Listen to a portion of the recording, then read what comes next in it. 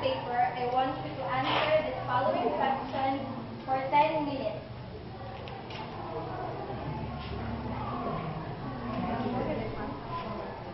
The best output will receive 5 extra points and prizes from you. So you may start. Give only a brief and concise answer. So time's up. Pass your output in the center aisle in 1, 2, 3, 4, 5. Thank you.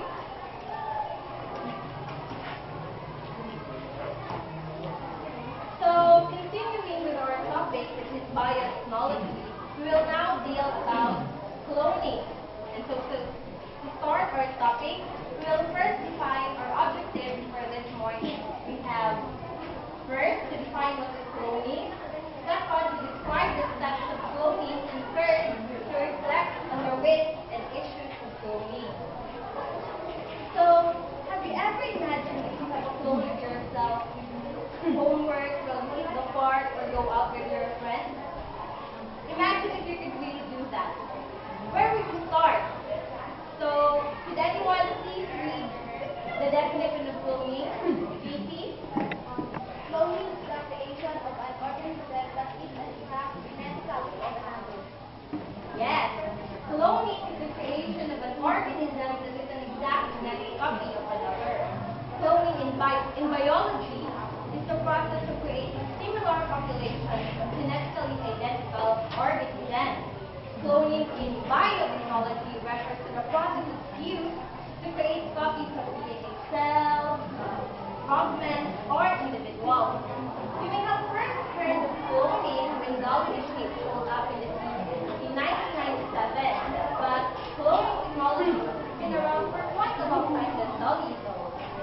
So, how can someone create an exact genetic copy of another individual? We have a couple of ways to do that.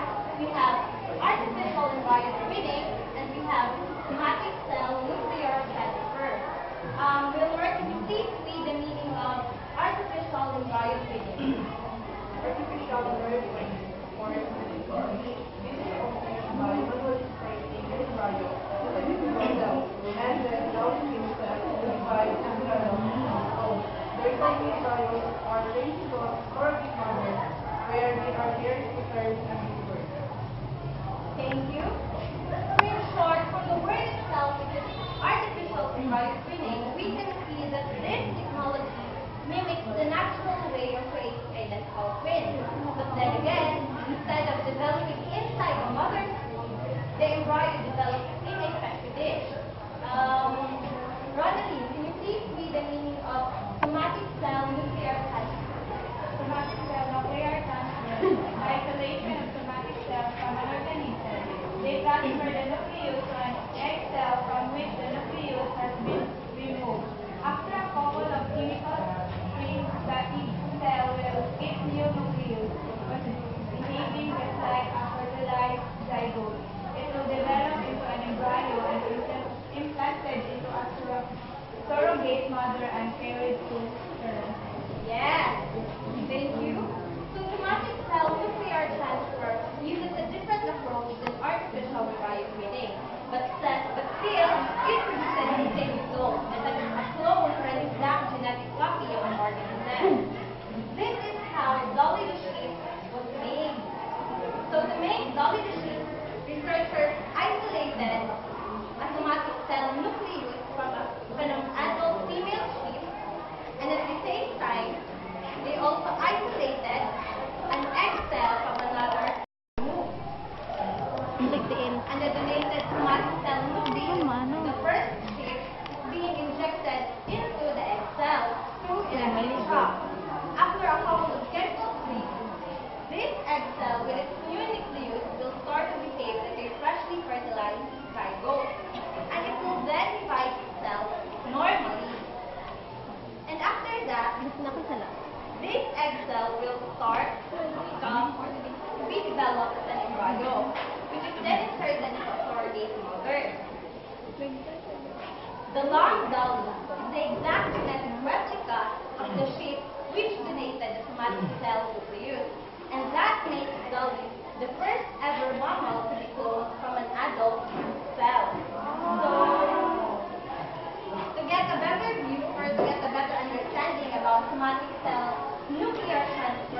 refer to this handout. And of course, to get a better view of Dolly, this is Dolly the sheep.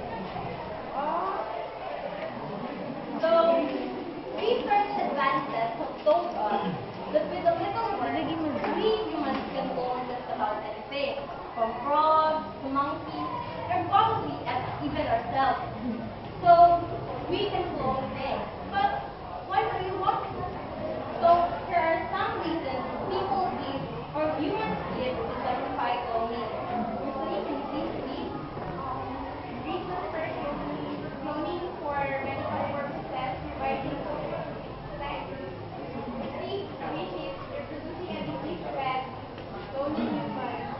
Yes, thank you. So first, we have cloning for medical purposes.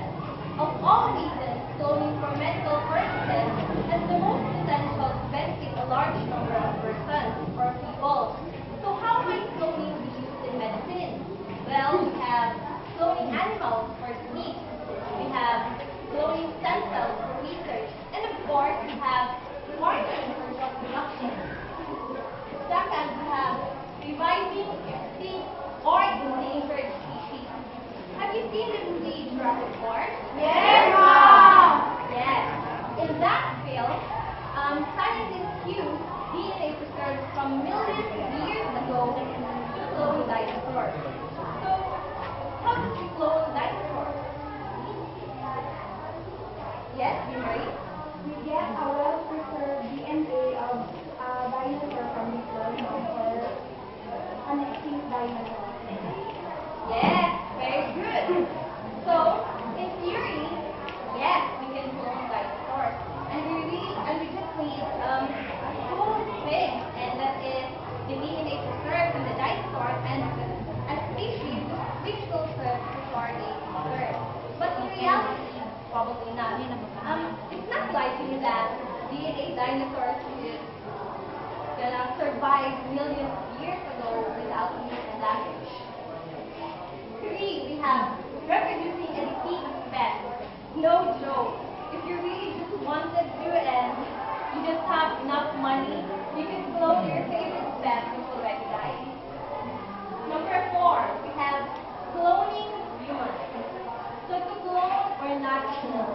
That is the question. Cloning humans is highly controversial and it raises a number of social, ethical, and even legal issues that need to be considered.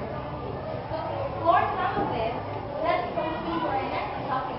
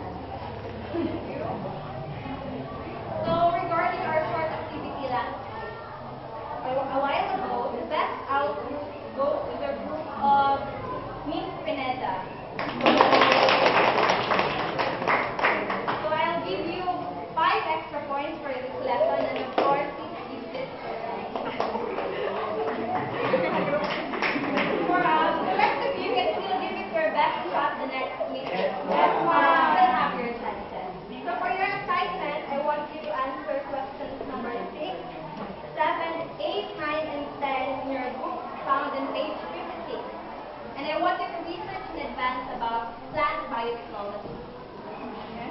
So, that will be the end of our meeting this morning. Bye, class.